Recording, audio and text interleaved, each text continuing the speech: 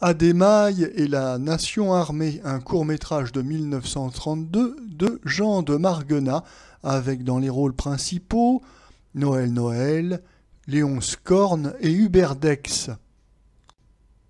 Le sujet.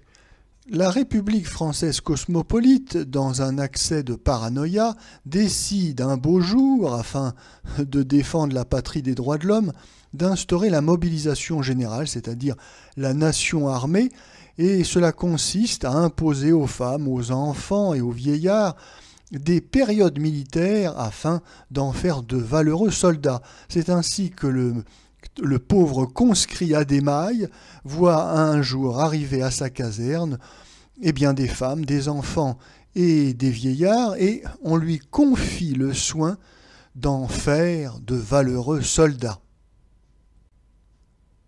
Notre avis.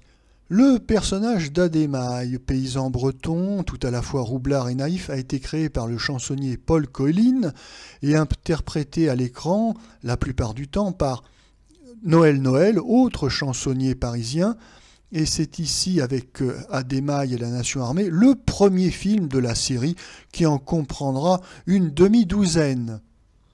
La recette est toujours la même, une petite histoire simplette soutenue par des gags et le comique visuel de Noël Noël qui est un très bon acteur puisqu'il est, il faut bien le reconnaître, assez difficile de ne pas sourire à ses pitreries. Et ici, dans ce court-métrage, nous avons même droit à une charade qui revient en running gag, charade que je laisse aux soins de votre sagacité. Mon premier se place sur une table, mon second peut se placer sur une table, mon troisième peut s'asseoir à une table et mon tout est un grand général. Je ne comprends rien du tout. Hey! Hey!